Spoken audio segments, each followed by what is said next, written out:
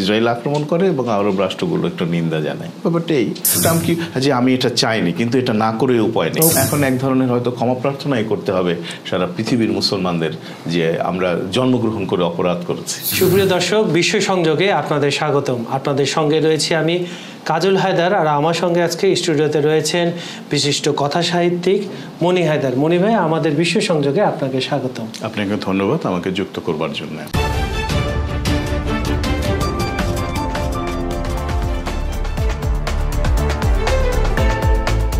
মূল অনুষ্ঠানে যাওয়ার আগে আমরা দর্শকদের কমেন্টসগুলা দুই তিনটা পড়ে দিই। এটা প্রতিদিনই পড়ি, কিন্তু প্রচুর কমেন্টস থাকে, যেহেতু আমাদের সাথে সময় একেবারে নাই, সেজন্য আমি একটু পড়ে দিই।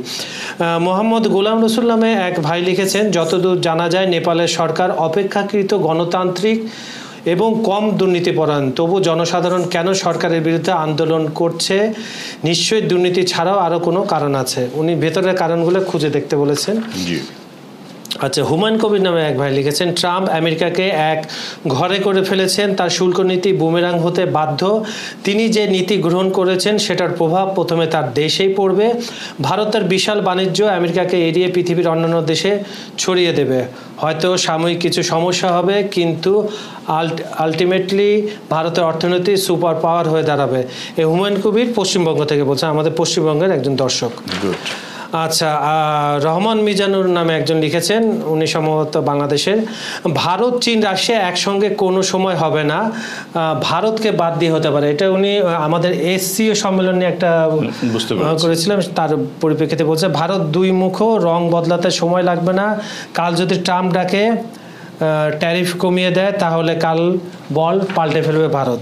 উনি ভারতের বিশেষ করে মোদী সরকারকে নিয়ে কথা বলেছেন। তো সুপ্রিয় দর্শক, এই ছিল আমার কাছে কমেন্ট। আপনার কাছে ক্ষমা চেয়ে নিচ্ছি, সবগুলো পড়া গেল না। গতকাল থেকে মধ্যপ্রাচ্য আবার নতুন করে অস্থিরতা। একে তো আপনার প্যালেস্টাইন, ইসরায়েল এসব জায়গায় অস্থিরতা রয়েছে। আপনার সিরিয়ায় বছরখানেক আগে এক অভ্যুত্থান ঘটলো। তো গতকাল যেটা হয়েছে, ইসরায়েল আপনার কাতারে আপনার যেটাকে বলে 15টা যুদ্ধবিমান আর কিছু ক্ষেপণাস্ত্র নিক্ষেপ করেছে দোহায়, একদম কাতারের রাজধানীর দোহায় একটি ভবনকে টার্গেট করে। তাদের ইসরায়েলের কথা হচ্ছে যে সেখানে নিষিদ্ধ ঘোষিত দলের নেতারা ছিলেন, তাদেরকে টার্গেট করে ছোড়া হয়েছে ক্ষেপণাস্ত্রগুলো, এবং সেখানে 6 জন মারা গেছেন। তাদের মধ্যে একজন আপনার কাতারের নিরাপত্তা রক্ষী ছিল। তো এই নিয়ে বিভিন্ন দেশে বিভিন্ন ধরনের বিক্ষোভ হয়েছে, প্রতিক্রিয়া জানিয়েছে। মার্কিন যুক্তরাষ্ট্র আবার এটাকে সমর্থন করেছে। মার্কিন যুক্তরাষ্ট্রের ভেতরে আবার কেউ বলছে যে নেতানিয়াহুকে থামানো ট্রাম্পের পক্ষে সম্ভব না।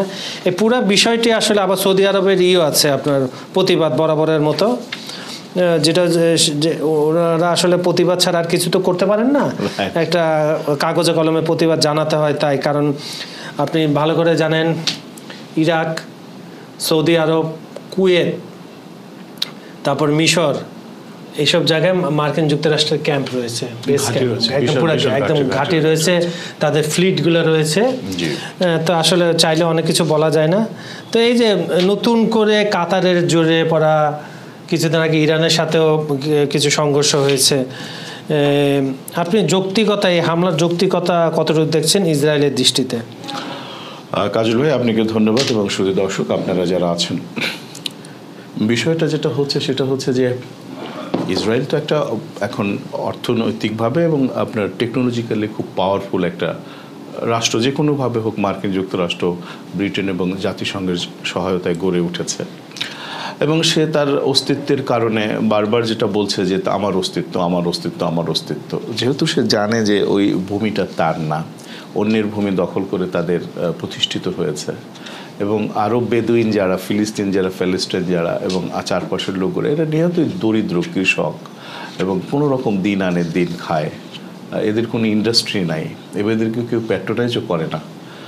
তো তাদের উপর যে আক্রমণ চলছে, সেই আক্রমণগুলো শেষ হয়ে গেছে, প্রতিদিন মানুষ মারা যাচ্ছে। তারপর যেহেতু নিষিদ্ধ ঘোষিত একটি সংগঠন, ইসরায়েল মনে করে এই সংগঠনের প্রতিটি সদস্য হচ্ছে তাদের জন্য থ্রেট, বিপজ্জনক। তো সারা পৃথিবীতে এখন যেহেতু আপনি যখন জানেন যে আপনি যদি আমাকে বা অন্য কাউকে অ্যাসাল্ট করেন, তার এর কোনো প্রতিরোধ হবে না, তখন আপনি তো সেটা নানাভাবেই করতে পারেন।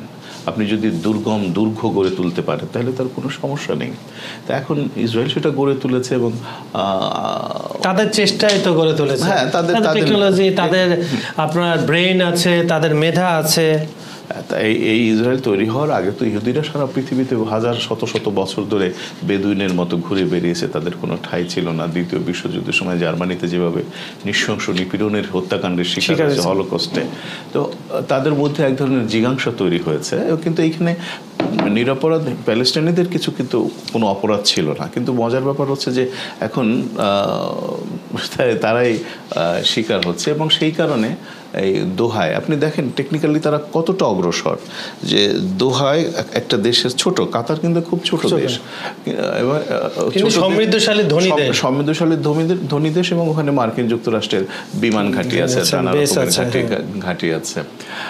এবং দেখুন যে সেখানে খুঁজে বের করেছে, তারা খুঁজে বের করেছে এবং ঠিক জায়গায় কিন্তু তারা একটা ভবনে আক্রমণ করেছে। তাহলে তারা কতটা সূক্ষ্মতম টেকনিক্যালি প্রযুক্তিগতভাবে কতটা এগিয়ে গেছে, সেই আমরা তো সেটা যেতে পারছি না। আমরা কি করছি, এই যে সমালোচনা করছি এবং সৌদি আরব একটা নিন্দা জানিয়েছে। যেহেতু নিন্দা না জানালে আর একদম কিছুই করার থাকে না, যে বলতে তো পারবে যে আমরা একটা নিন্দা জানিয়েছি, একটা বিশাল নিন্দা জানিয়েছি, যেটা ক্রমাগত করে গত কয়েক বছর ধরে, 30, 40, 50, 60 বছর ধরে ইসরায়েল আক্রমণ করে এবং আরব রাষ্ট্রগুলো একটু নিন্দা জানায়, ব্যাপারটা এই। এবং দেখেন ট্রাম্প নিজে এখন অসহায় হয়ে পড়েছে। এটা আমি মনে করি না যে অসহায় হয়ে পড়েছে, এটা এক ধরনের ইন্টারনাল মানে গোপনের খেলা। এবং এই যে আক্রমণ হবে আমি নিশ্চিত যে এটা জানে যে আক্রমণ হবে, এবং ট্রাম্প কি যে আমি এটা চাইনি কিন্তু এটা না করে উপায় নেই, মানে ব্যাপারটা কিরকম। হ্যাঁ, তো ব্যাপার এইরকম, এর আসলে কিছু বলার নেই, শুধুমাত্র সয়ে যাওয়া ছাড়া, অশ্রুপাত করা ছাড়া, আর হচ্ছে এখন এক ধরনের হয়তো ক্ষমা প্রার্থনাই করতে হবে সারা পৃথিবীর মুসলমানদের যে আমরা জন্মগ্রহণ করে অপরাধ করেছি। আচ্ছা, আমি এই প্রসঙ্গ টেনে অন্যদিকে যাই। যেহেতু টেকনোলজির কথা আসতেছে, শিক্ষার কথা আসছে, আপনার অর্থনীতির কথা আছে, আমি 3টা দেশের নাম নেব, আপনি ব্যাখ্যা দেবেন। সৌদি আরব প্রচণ্ড ধনী একটা দেশ, তারা আর্মস কিনে মার্কিন যুক্তরাষ্ট্র থেকে, কিন্তু সেগুলো চালানোর জন্য আবার মার্কিন যুক্তরাষ্ট্রের টেকনিশিয়ান নিয়ে আসে।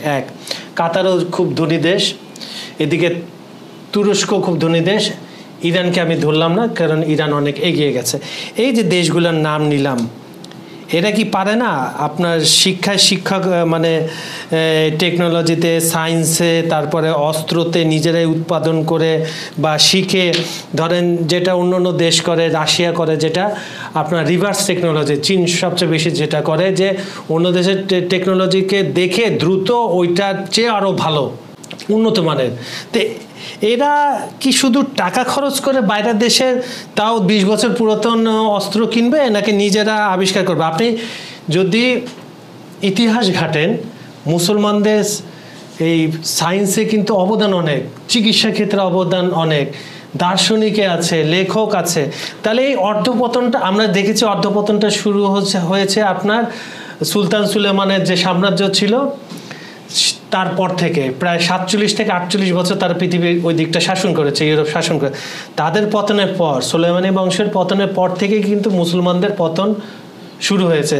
এই সুলেমানি, যেখানে আমি অটোম্যান সাম্রাজ্য যেটা কথা বলছি, অটোম্যান সাম্রাজ্যের সময় কিন্তু তারা আপনার অত্যাধুনিক অস্ত্র নিজেরাই, তারা আপনার যেটাকে বলে গ্রহর যে বায়োস্কোপ বলেন, বায়োস্কোপ বলছি, যে দূরবীনের কথা বলেন, তারপর অ্যাস্ট্রোলজি থেকে শুরু করে খুব উন্নত ছিল। যদিও তাদের শাসন ব্যবস্থা নিয়ে অনেক ধরনের অনেক সমালোচনা রয়েছে, কিন্তু তারা তো এগিয়ে গিয়েছিল।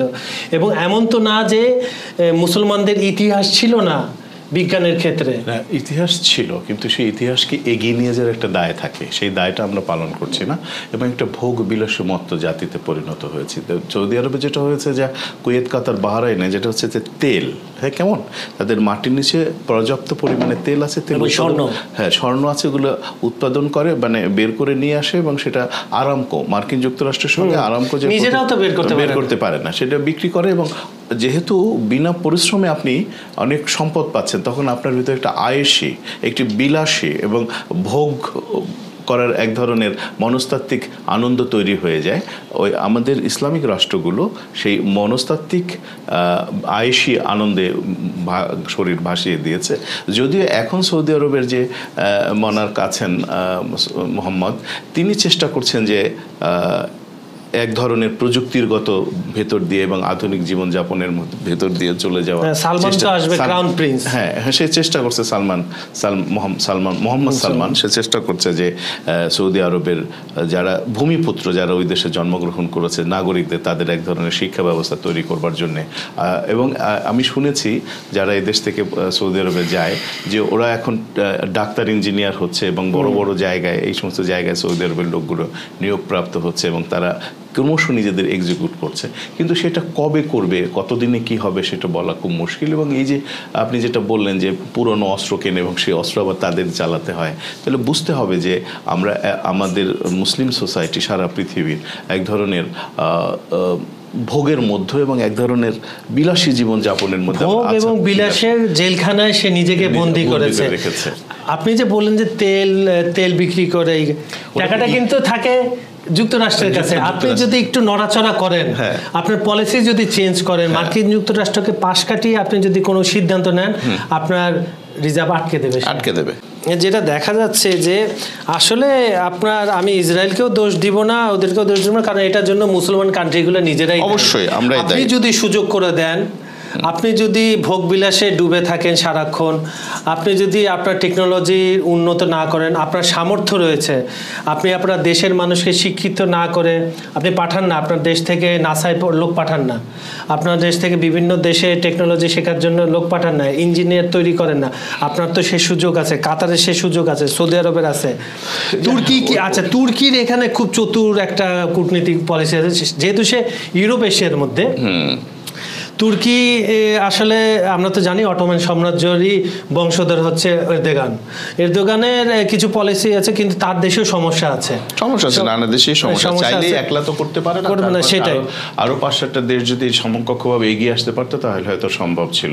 এবং টার্কি চেষ্টা করছে, টার্কি কিন্তু গত কয়েক বছরে মানে যুদ্ধ বিমান থেকে শুরু করে ড্রোন এগুলো আবিষ্কার করার চেষ্টা করছে এবং এগিয়ে যাচ্ছে, এবং রাশিয়ার সাথে সে কোয়ালিশন করে ভালো যাচ্ছে।